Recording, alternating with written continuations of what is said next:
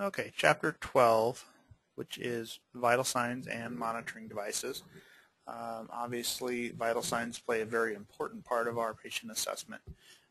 If we have not obtained all of the vital signs, and in reality you really should not have obtained all of the vital signs in the initial assessment, you would obtain these after you've made your priority transport decision. In addition to the vital signs, we also have a few monitoring devices or pieces of equipment that we use to help us in our diagnostics, and those will be covered in this chapter as well.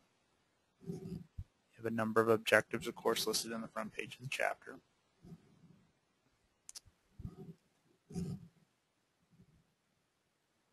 A couple of multimedia videos on obtaining vital signs. Our core concepts: how to obtain vital signs, including the pulse, respirations, blood pressure, skin, temperature, and pupils. How to document the vital signs on a pre-hospital care report, and then how to use some various monitoring devices. So with vital signs, the typical vital signs that we talk about are actually pulse, blood pressure, temperature, and respiration. Those are the classic four vital signs. There have been some different schools of thought that have kind of introduced other potential or what they think are vital signs: pain, skin vitals, pupils, that sort of thing. But classically it's the four: temperature, blood pressure, pulse, and respirations. So the vital signs give us a picture of what's going on physiologically within the body. It tells us about the B's and the C's, of course. B being breathing, so respirations goes with that. And C, circulation, that's pulse and blood pressure. However, there's a lot of interaction between the two, because sometimes the pulse goes up because the respirations go up. Sometimes the patient's skin vitals turn blue or pale because the respiratory status isn't working. So they're kind of all interlinked with some different little linkages here and there. It's important for us to identify certain trends that go with certain types of patients. So there are certain things we expect to see in a shock patient. Typically shock patients in the most classic sense. Now understand that this is not the only sense, but the most classic sense of a bleeding person.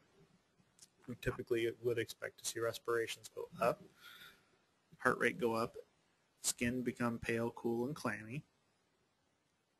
Temperature usually hangs about normal initially, and then later on we start to see blood pressures dropping, respirations going way up before they turn and go south, pulses go way up before they turn and go south, and temperatures would get quite cool.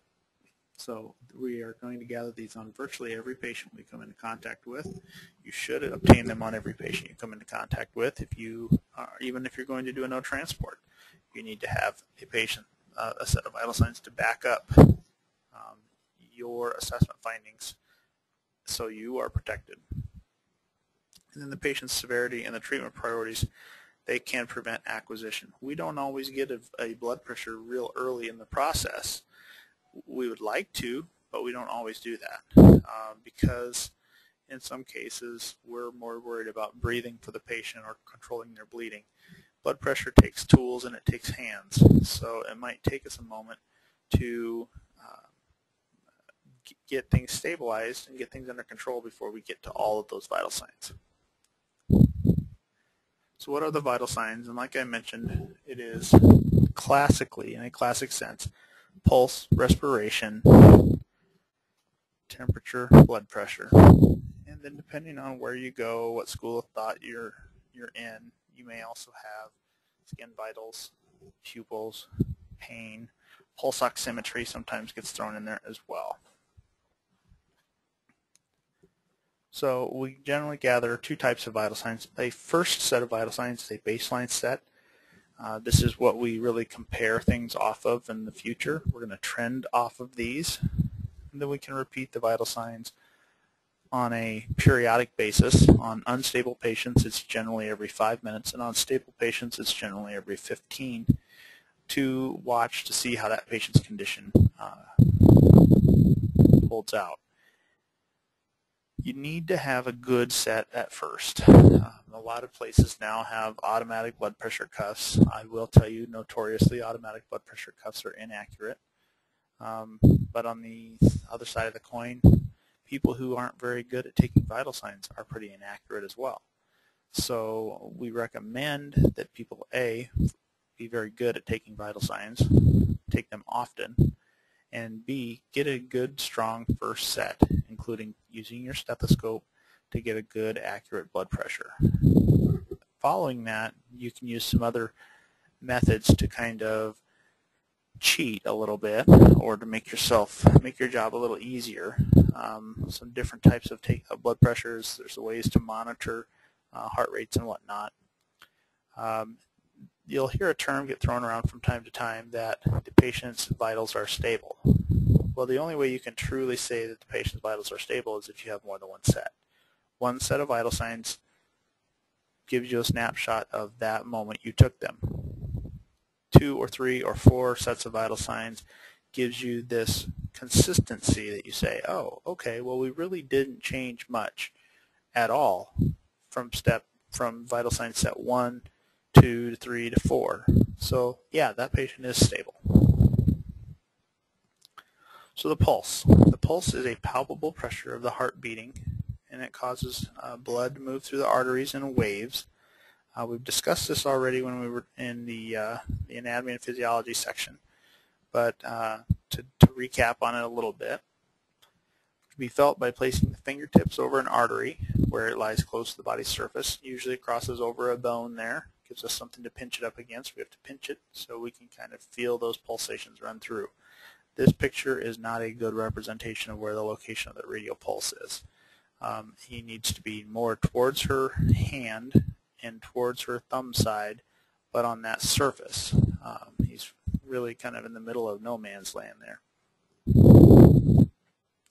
So a pulse is the number of beats of the heart per minute. This varies amongst individuals. We've got to keep in mind that depending on the patient's condition, we may see some variation. So the normal rate for an adult at rest is actually usually around 60 to 80 beats per minute. When an adult starts to do a little bit of activity, it will usually come up a little bit. So, you know, you're walking across the house or doing a minor chore, you might see that jump from into the 80s to 100 beats per minute. We're generally very comfortable with that patient having a heart rate anywhere between 60 and 100. Any rate above 100 is rapid, or it's called tachycardia. Any rate below 60 is called bradycardia, and that means slow heartbeat or pulse. We don't really get bent out of shape too much unless we start to see the beats or the pulse rate above 120 or below 50 beats per minute. With this little caveat, you've got to understand that there are some people that is just normal for them.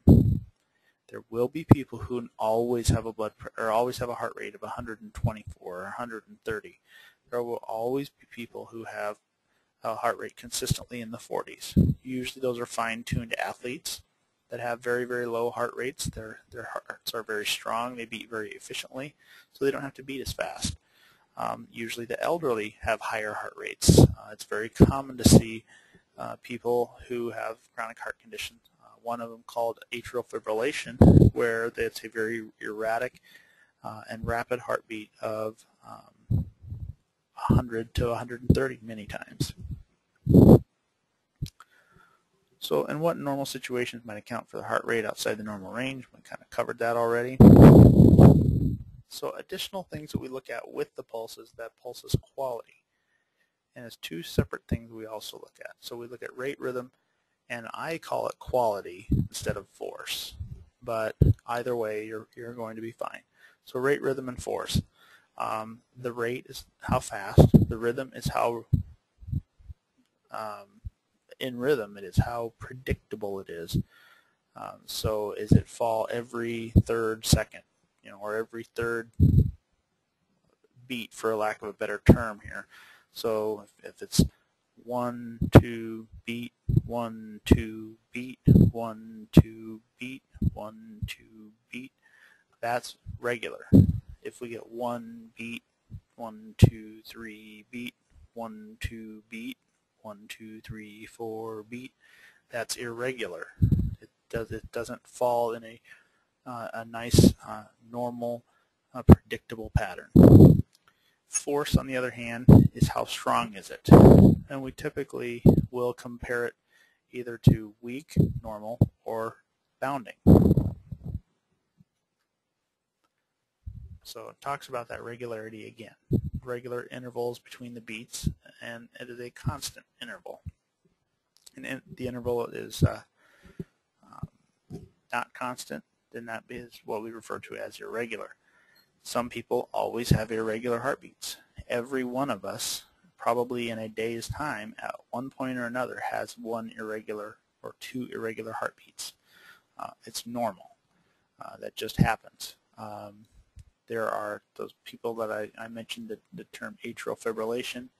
It happens to many older people, and in those cases, they almost always have an irregular heartbeat. There are some other weird things that happen to the heart, and the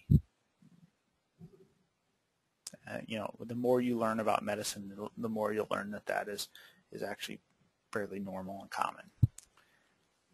Pulse force or quality, this is how strong it is. So we usually will have a nice strong pulse. Sometimes it's bounding, in which we barely have to even put our fingers on there and we can feel it almost beating out of their skin. That's referred to as bounding. And then thready is usually weak, and oftentimes we also will say it's weak and fast. And that usually is how we define thready. But it's weak. It's strong, it's weak, it's bounding. So our common pulse locations, we've talked about these before, so this is a review. The radial, the brachial, and the carotid pulses. These are our three most common pulses we will use. The radial pulse is used in conscious patients over the age of 1, or sometimes if they're a small 2-year-old, we might even look for brachial. But this is the one that's in the wrist. It's on the thumb side. If you hold your hand out straight and flat, put your finger at the tip of your index finger, draw it straight downward in a straight line towards your elbow. Where you hit the area by your wristwatch, right on the outer edge of the wrist, you should be able to find that. It is usually fairly easy to find. However, you also need to understand that pulses are tricky and everybody is different. So the same amount of pressure you apply on me might be way different than you need to apply on an 80-year-old frail female. So, or the amount of pressure you need to use on a finely tuned athlete or a 6-year-old child. You have to vary your approach. If you initially put your fingers on there, you don't feel anything, you move them around. You give a little more pressure, you give a little less pressure until you're fairly comfortable in what you found. So you can place 2 or 3 fingers on the thumb side of the wrist just above the crease. As you're doing that, find that pulse. Don't even start timing, don't even start looking until you are confident that, oh yeah, that's exactly what I'm feeling for. The brachial pulse, this is used in patients younger than 1 year of age, or in say a very small 2-year-old. It's the upper arm pulse. It's between the bicep and the tricep, so it's on the inner arm, kind of in the crease between the bicep and the tricep. Put your fingers in there, you press down. It's easy to find in infants.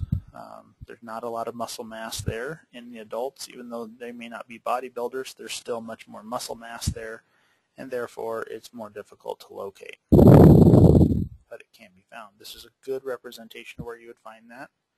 2 to 3 fingers on the anterior upper arm between the bicep and the tricep. Carotid pulse. I hate this picture of the carotid pulse. This is felt along the large carotid artery on either side of the neck. And the best way to find this is take your 2 fingers, put them on the person's Adam's apple or put them on your own Adam's apple, and then draw the fingers down towards the side, off to the side, until you hit a muscle. There's a muscle, a ridge of muscle there, and a soft little depression on the trachea side or the Adam's apple side of that muscle. That's where you'll find your carotid pulse. Stick your fingers right in there, press down, and you should be able to easily find that artery. Do not check both carotid pulses at the same time. You'll clamp off the significant majority of the blood supply that goes to that patient's brain. So to assess a pulse, as you are learning, you should take it for 30 seconds and then double it. So if the rate, rhythm, and force is not normal, continue with the count for a full 60 seconds. Gives you a better picture. But if it's very regular and strong, 30 seconds doubled is usually appropriate. Don't forget to assess whether it is regular or irregular, strong, weak, or bounding. As you get better at this, you can alter how long it takes you to take a pulse. You can take it for 15 seconds and multiply by 4. Take it for 20 seconds, multiply it by 3. If you really just don't want to do any math at all, just take it for 60 seconds the whole time and call it good. Now, from this point forward, anytime you're doing anything in EMS, you need to have a watch that counts seconds. So you will be expected when you come to skills days that you will have your watch that counts seconds. Do not plan on using your cell phone. Number one, it's not convenient. Number two, they rarely do a good job of counting seconds.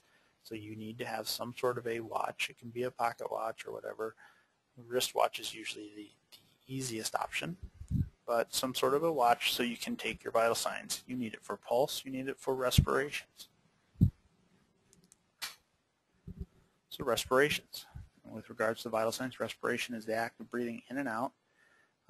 Don't confuse this with the actual meaning of the word respiration. Respiration is actually, if you recall, the process of doing gas exchange, where ventilation technically is the process of moving air in and out. I like to kind of push people's buttons a little bit when I say I don't think we should call it respirations, we should call it ventilations. And it kind of gets people's panties in a wad, but hey, you got to be thinking about what we're actually doing here. So measurement includes both the rate and the quality, and quality here actually means a couple of different things under respiration. First of all, we look at respiratory rate. This is the number of breaths the patient takes in a minute, in 1 minute. That respiration is usually generally classified as normal, rapid, or slow. When it comes to rate, when it comes to adults, we're usually comfortable with patients having a respiratory rate of 12 to 20 per minute. We don't get too terribly bent out of shape unless we're above 24 or lower than 8. The technical term for above 20 would be tachypnea, and below 12 would be bradypnea. The age, sex, physical condition, and emotional state will influence that patient's breathing rate. Breathing rate is the one vital sign that you can very easily have patient influence in changing. So here's a tip. When you're going to count somebody's respirations, don't let them know that you're counting their respirations, because nobody wants to be sick, or unless they, actually are wanting the attention. So if they know they're being watched, they will voluntarily alter their respiratory rate. So what I do is when I get ready to start taking patients' vital signs, is I'll put my fingers on their wrist and act as if I'm watching their wrist or not paying attention to what they're doing, and then actually count their respirations. And then if I need to, then I can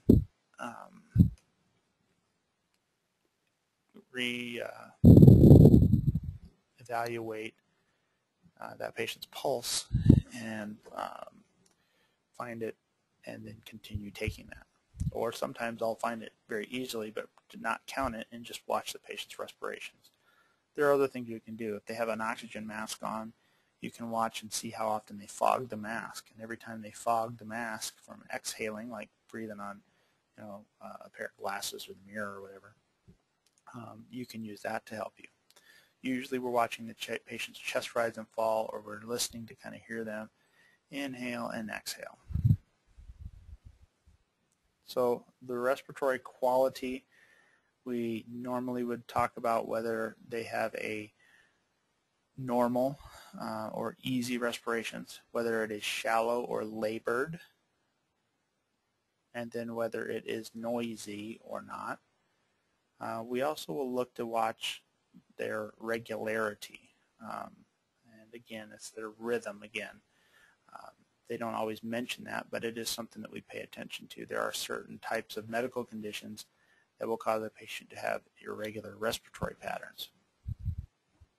So to assess respirations, we will count that respirations, usually for 30 seconds and multiply by 2. You can do it for 15 seconds after you get good at it and multiply it by 4. But you'll count it, and it's in and out is 1. So it's not inhalation 1, exhalation 2, inhalation 1, exhalation 2, inhalation 1, exhalation 2. It's actually in and out, that's 1. In and out, that's 2. In and out, that's 3. So note the rate, the quality, and the rhythm of the respiration. So how quick it is it regular, is it irregular? Is it labored, which means they're struggling to breathe? Or is it very shallow where we really have to watch to see if they actually do move their chest at all? And then is there any noisiness that goes along with that? Skin. There are 3 things we really look at the skin. It's their color, their temperature, and their condition. And when we say condition, that actually should be probably more appropriately moisture. And it can provide us some good info regarding their circulation. And skin really does show us circulation and how circulation and respiration work together. So the best places to assess the skin color, nail beds, inside the cheeks, the inside of the lower eyelids, or the lips even are pretty good. So those are the best places to assess skin color.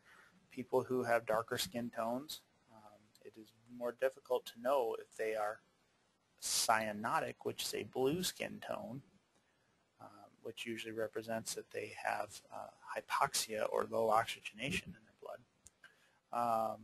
But we can look at their nail beds, which are usually pinkish colored. The insides of their cheeks is pinkish color, and then their inside of their lower eyelids or their conjunctiva would be pink as well. So those are places you can look for that.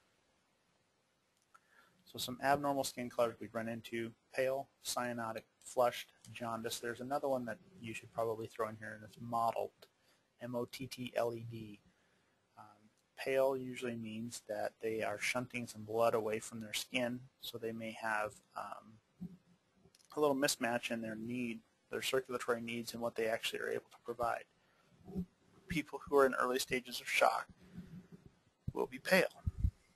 We have cyanotic, which is a bluish color, bluish gray. Ashen is a more dark gray color.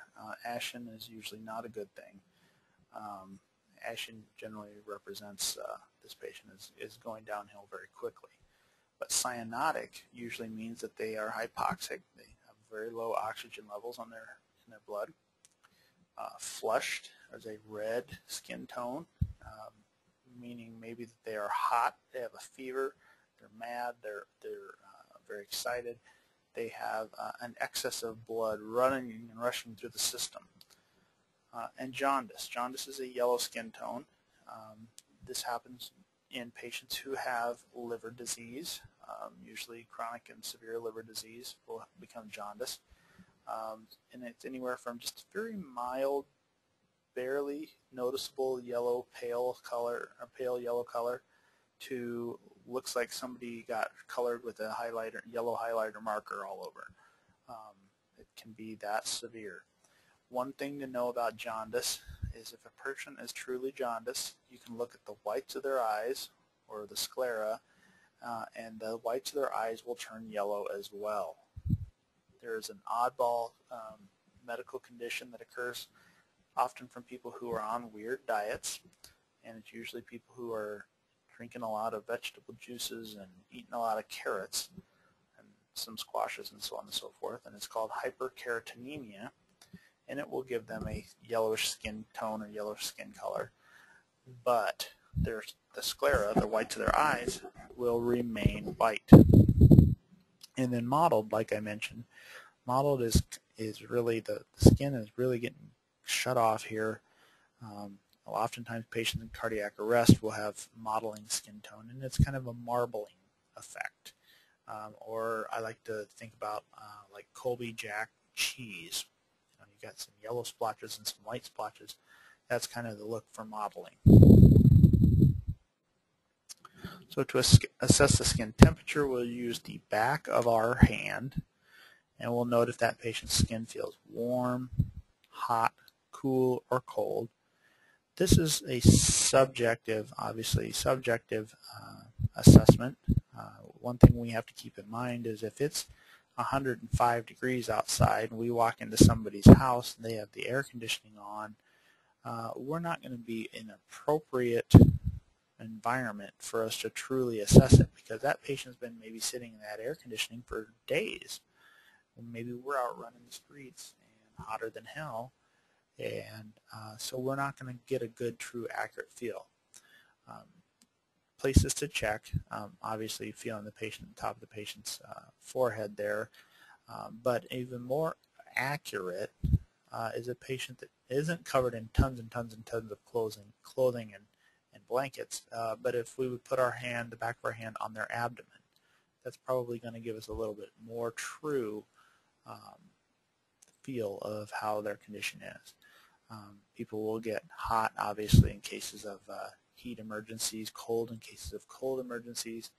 Generally, if they feel cool, they will be maybe in a beginnings of shock state, or they're not circulating terribly well.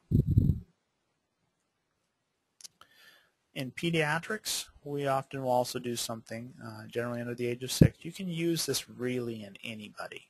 It is more accurate in the pediatric population, but we can use capillary refill.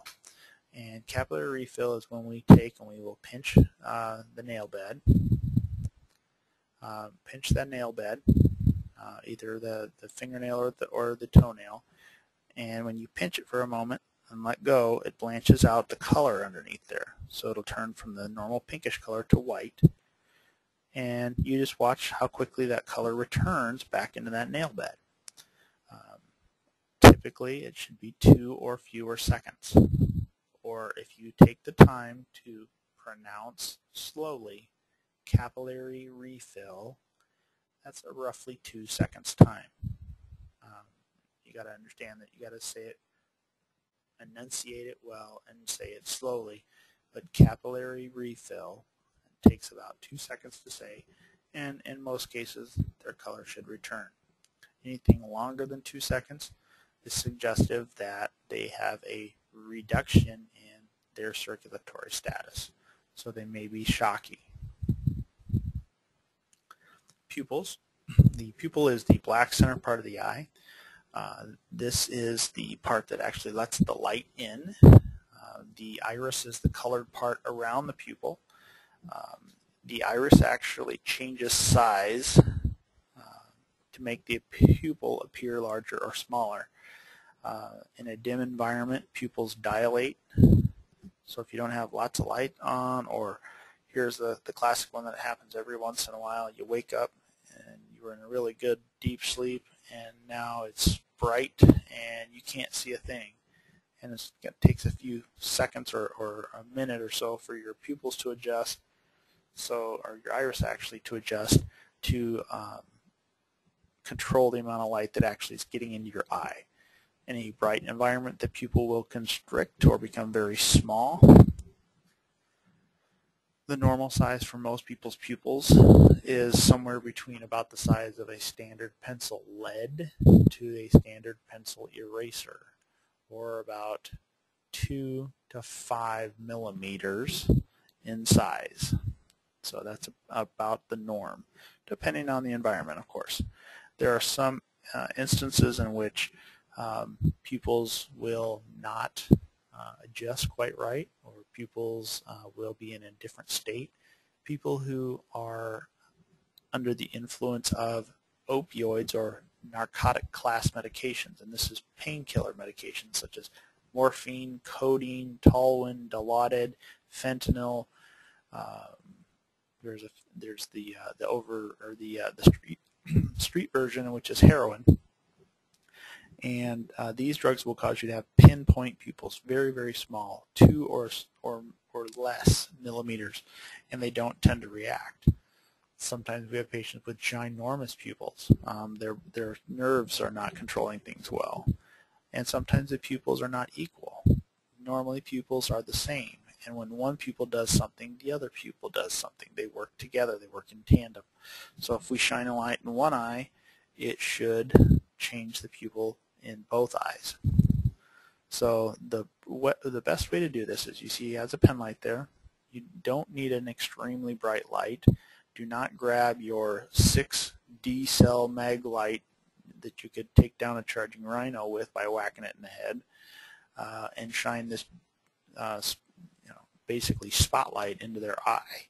You're going to cause damage, and you're not going to get the true reading of what you want. You need a relatively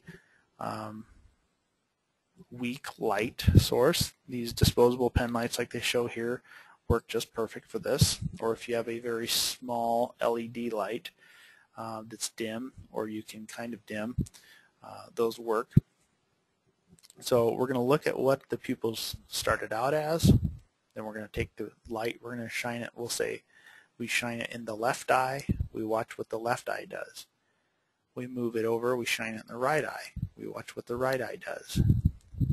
We move it back over and we shine it in the left eye, but we pay attention to what the right eye did, and then vice versa, we move it to the right eye and shine it in the right eye and pay attention to what the left pupil does. So we actually are looking at 4 separate little movements there. What did the eyes do, and what did the opposing eye do? So that's the best way to check pupils. So we're going to look for size, we're going to look for equality, and we're going to look for reactivity. So is it an appropriate size? Is it about mid-size there? This fellow's got about a normal size pupil. Is it the same on both sides? Does it react to the light? Is it one size before the light, one size after the light, and both of them did the same thing? Once in a while people don't have a round pupil. There's reasons for this. Either they've had surgery, they've had trauma, or sometimes people naturally have unequal pupils. Anisocoria, which I don't know that you'll find that in your textbook. Anisocoria is a condition in which people naturally have unequal pupils, and that just is normal. That's not something you should get terribly bent out of shape with. If you can ask the patient, do you always have unequal pupils, that will help you settle that. If they're like, no, I don't think so, then it's maybe something to be concerned with. So here's a picture. We got constricted versus dilated and unequal. Blood pressure. The change is more significant than one measurement. Like I said, trending is something that we are really, really looking for when we look at vital signs. The normal blood pressure, normal systolic, which is systole is the condition of the heart beating. Diastole is the condition of the heart at rest. So the systolic blood pressure is the higher pressure, the diastolic the lower. If you have a hard time remembering this, remember diastolic and down both start with a D. The textbook classic blood pressure that we would see in most adults is 120/80. So 120 millimeters of mercury over 80 millimeters of mercury. Millimeters of mercury is the unit of comparison, or the unit of measurement that is used in blood pressure. We use 2 tools really to measure a blood pressure. a sphygmomanometer, which is the technical term for the blood pressure cuff, sphygmomanometer, and a stethoscope. And that cuff, when we wrap that cuff around their arm, it should cover 2/3 of their upper arm. There are different size cuffs for different size people, so we may have to look. You can also see in this picture that there is a white line and some arrows, and there's a white line on the other end of the cuff. The one white line should fall within the range of the other white lines, and that helps you also determine whether this is the right size cuff. So we're going to wrap the cuff around the patient's upper arm. At best, you should try to bare the upper arm as much as possible. Don't take this over a coat. Over a t-shirt's one thing, over a coat is another. You're going to wrap the cuff firmly around that patient's upper arm. You don't want it to just fall off if at all possible. The lower edge of the cuff needs to be about 1 inch above the crease of the elbow, because that's where you're going to put your stethoscope, is in the crease of the elbow. And then the center of the bladder, only half of that cuff actually puffs up as we pump air into it. That's the bladder. The bladder needs to be centered over the brachial artery. So we know where the brachial artery is between the bicep and the tricep. We need to make sure that area is covered by the bladder, not on the other side of the arm. So blood pressure by auscultation. This is the most classic sense of taking blood pressure. We position the cuff on the stethoscope, we palpate the brachial artery at the crease of the elbow, and then we will position the stethoscope at that location. So here's one place you can get a pulse. It's not as easy to find, but if you will take, put your fingers in the crease of your elbow, straighten your arm out, put your fingers in the crease of your elbow, and move them over towards the side, towards the inside or the pinky side. You should find a little crease that basically corresponds with the crease in your bicep and tricep. You should be able to find a pulse there. That is exactly where you want to place the head of your stethoscope. And they show a fairly good representation of that there. Here's a quick thing to know about your stethoscope. Number one, once you get a stethoscope, spend a few moments learning how to use it. Number one, this style stethoscope shown in the picture is a double head scope. You can listen through either side, but only one side is active at a time. You have to turn it and activate one side or activate the other side. Do not take your finger and thump the diaphragm of your stethoscope while you have that in your ears. You will very quickly find out that that is the working side. As far as placing the binaurals, which are the earpiece parts of your stethoscope, they should not actually run straight across. So if you hold your stethoscope out, the ear tips, they're going to touch, but it should not be one straight line all the way across from one to the other. They actually should be at a bit of an angle with the ear tips pointing towards your nose. Your ear canals actually don't go straight in from the sides. They actually come from your ear, your external ear auricles there, or your openings, and they actually slant towards your nose. So we want to follow that same pattern, that same direction. So after we've found that pulse, we've placed the cuff, we've got our stethoscope. It's in our ears. We have the diaphragm of the stethoscope placed over the artery. We're going to slowly inflate the cuff until the gauge reads 30 millimeters of mercury higher than the point in which the pulse sound disappeared. So as we slowly pump it up, we're listening. We're going to hear the and that won't come immediately, but a little bit into it, you'll start to hear it go thud, thud, thud, thud, thud, thud, thud, and then it'll quit. Once it quits, pump it up another couple pumps, and that'll get you about 30 millimeters of mercury higher than that pulse point where that disappeared, and then slowly release the air from the cuff. So we want to watch it fall about 1 tick mark, or 2 millimeters of mercury in most cases, per second. And then as we watch it slowly go down, we'll start to hear that thud, thud, thud, thud, thud come back. When we hear it, we have to be watching and paying attention. Say, oh, is that it? No, it was movement. Oh, now we hear thud, thud, thud, thud, thud. Where that first good, reliable thud was is the systolic blood pressure. That's the top number.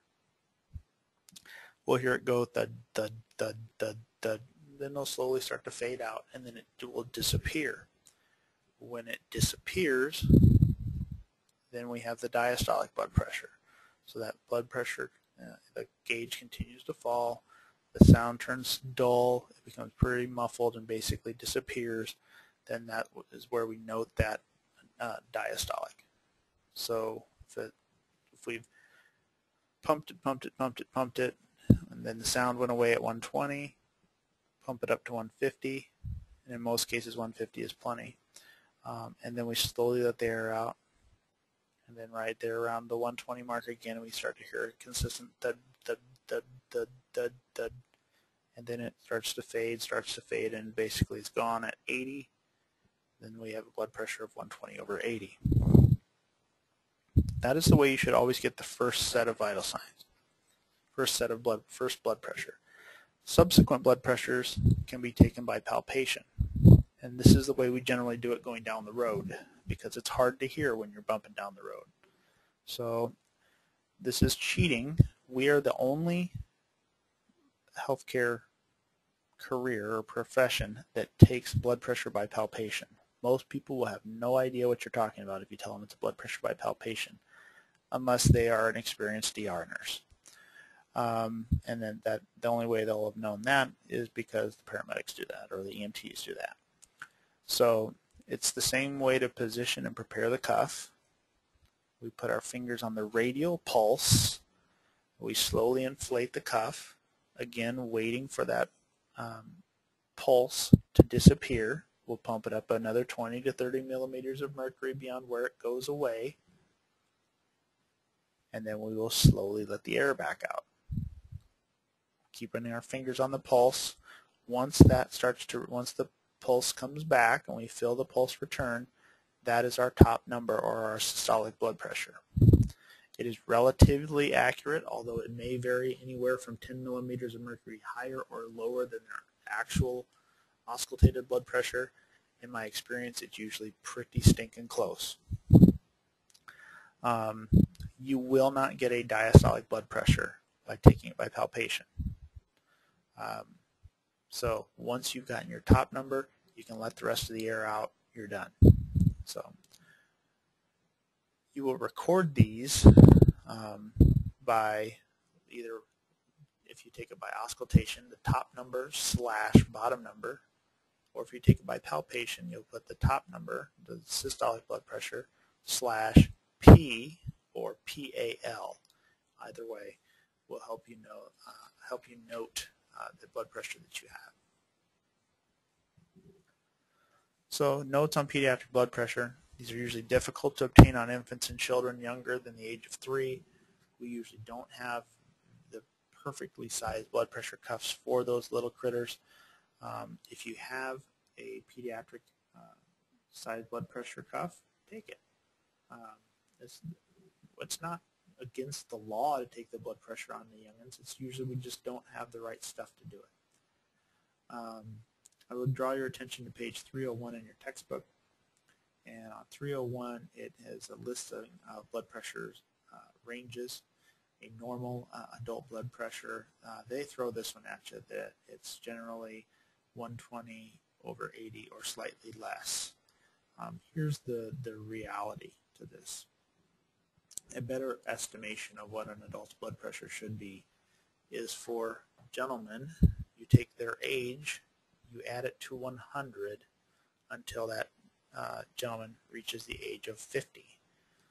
So 100 plus your age, so if you're 21 or 22, then it would be 122 would be your norm systolic blood pressure. If If you're 44, then it's 144 would be your normal systolic blood pressure. Ladies, it is your age plus 90, or it's the same as men, subtract 10.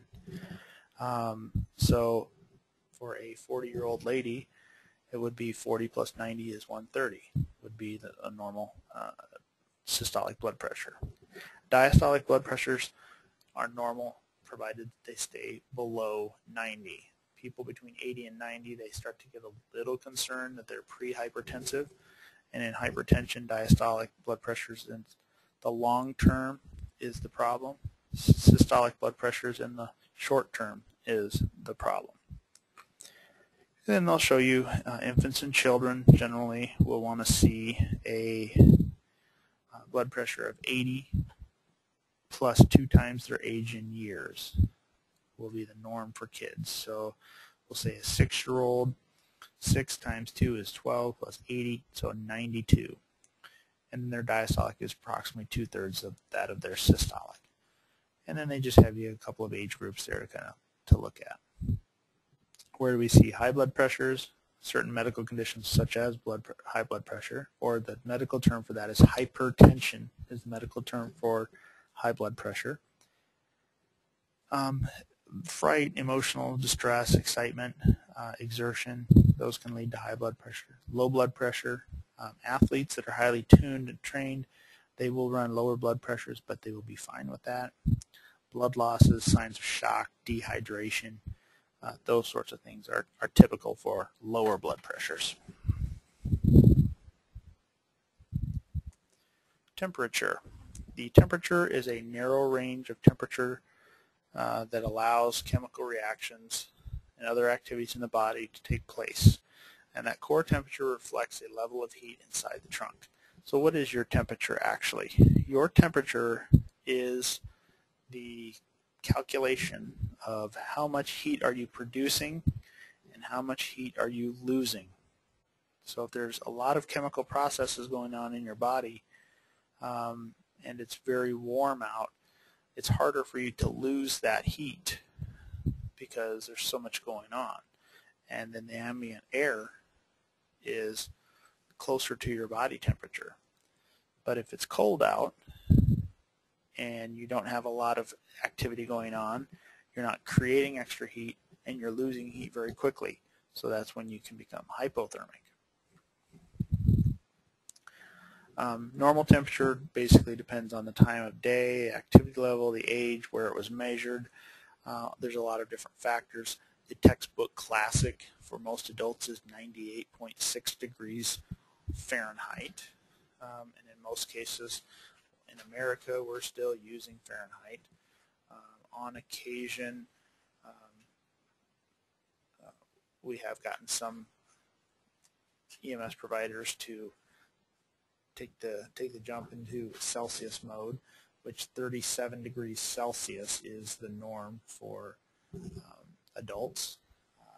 Kids may be a little higher than that, but in reality, if we have a temperature somewhere in the 96 to 100 range, we don't get too bent out of shape.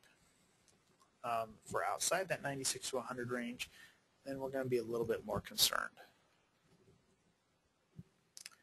So moving on to a monitoring device here, sometimes also referred to as a vital sign, but we have the pulse oximeter. What the pulse oximeter does is it gives us a measurement of the proportion of oxygen attached to hemoglobin, and it is measured with a pulse oximeter. Now this is actually not exactly the best statement to say here, the proportion of oxygen attached to hemoglobin, because it can be tricked. In fact, we're going to start to see people with tricked saturations here very soon. As winter comes on, the furnace comes on, we start to see more people with problems with carbon monoxide.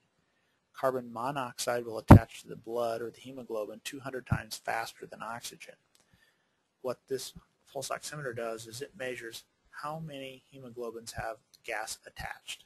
It is not smart enough to tell you whether that is oxygen or it is carbon monoxide, or even another gas.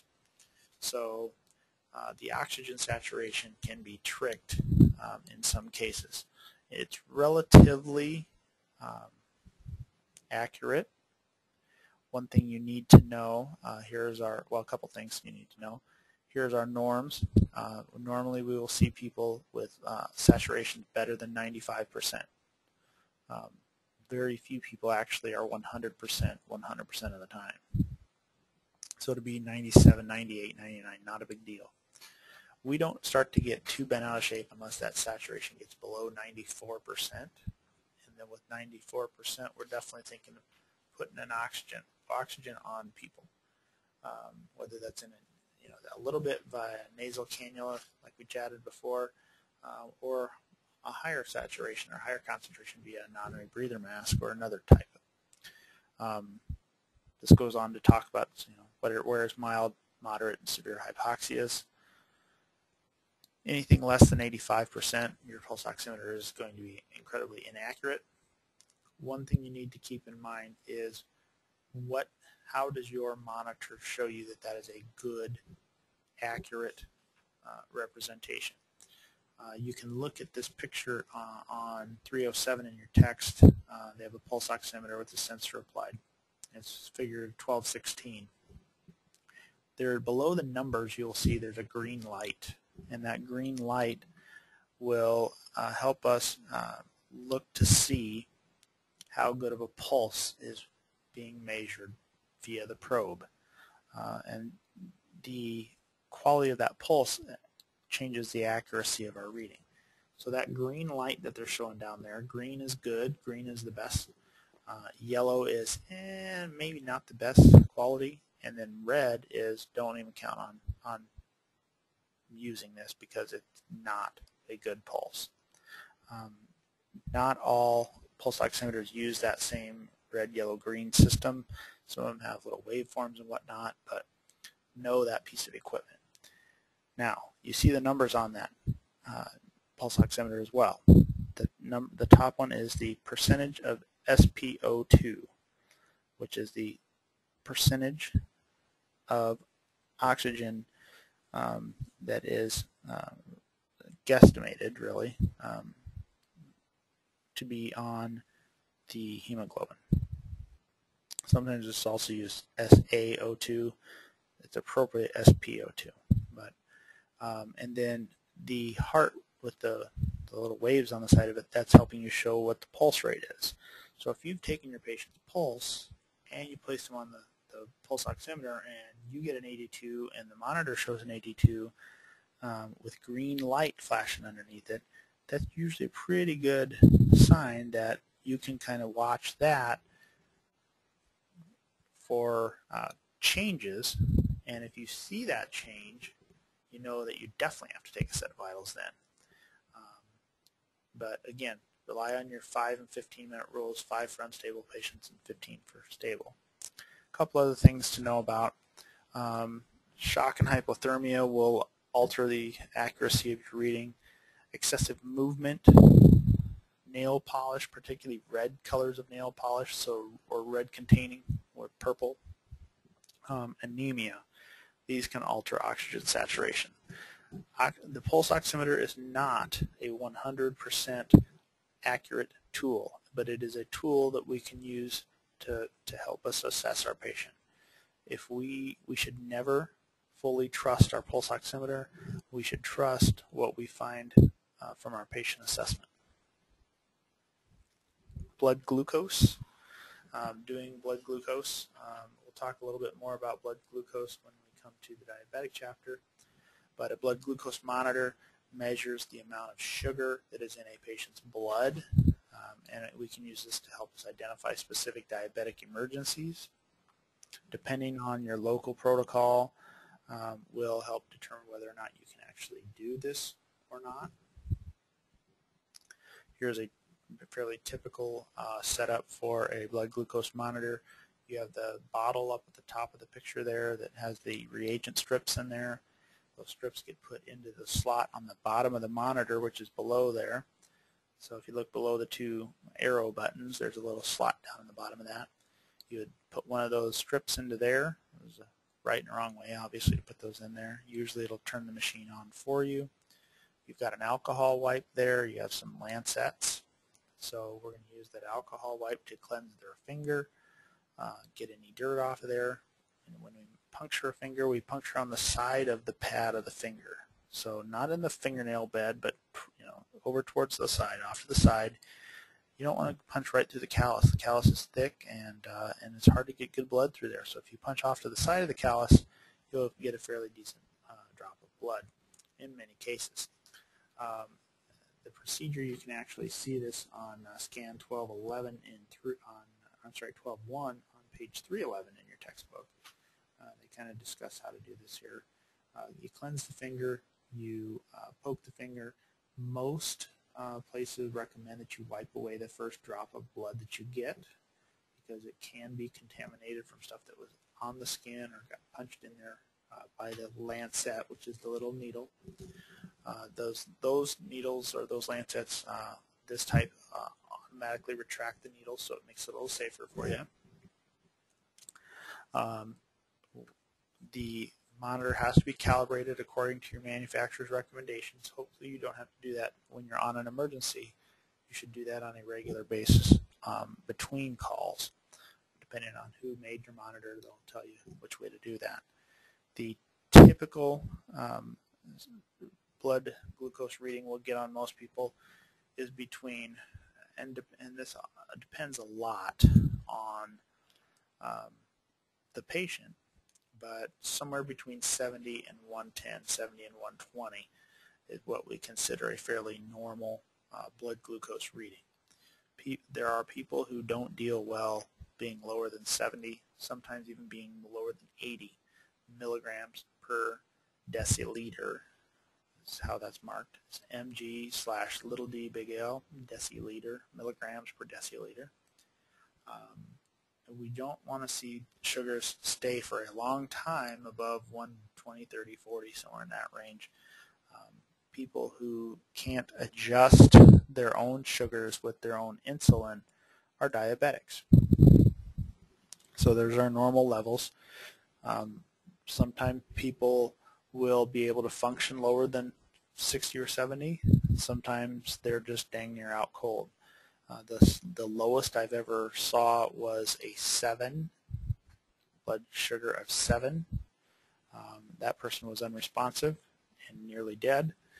And the highest I've seen was well over 1,000, which is extremely high. And that was, in most cases, when you see them that high, that's a new onset diabetic. They didn't even realize they were diabetic.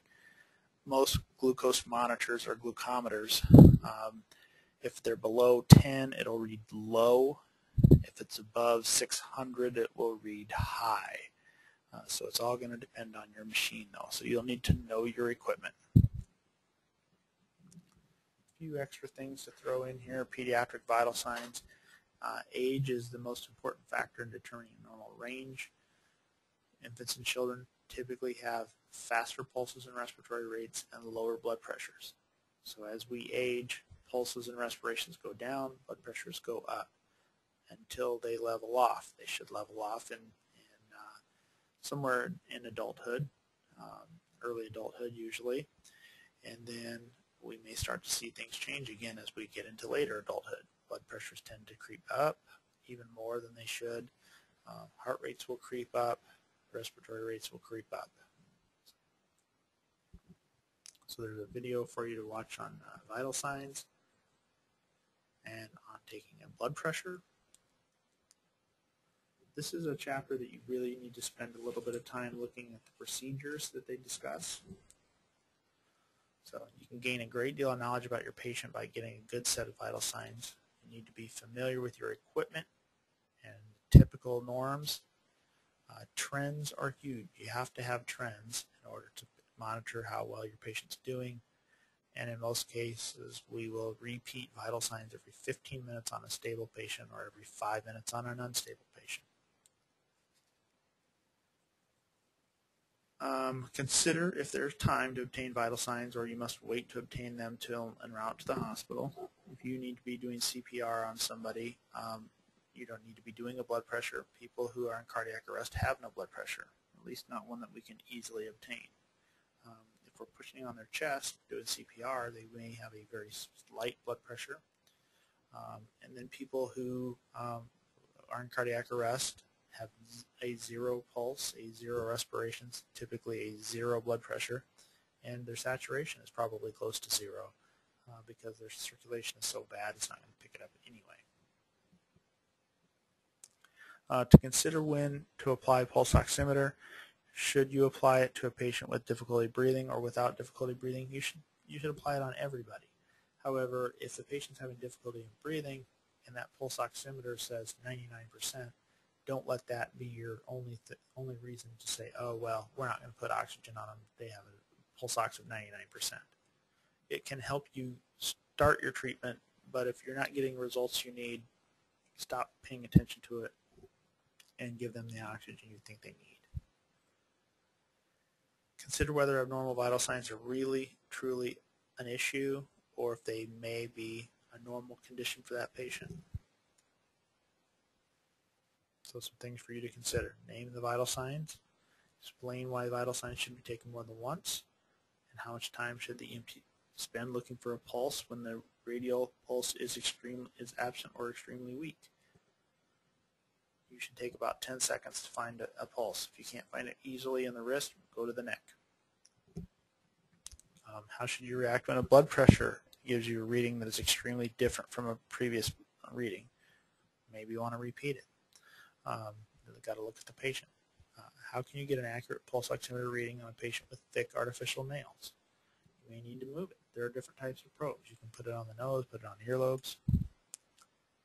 And sometimes the patient will have have an electrical problem that causes their heart to beat more than 200 times per minute. Now, why is that patient pulse so weak? The reason that it's so weak is the heart doesn't have time to fill appropriately.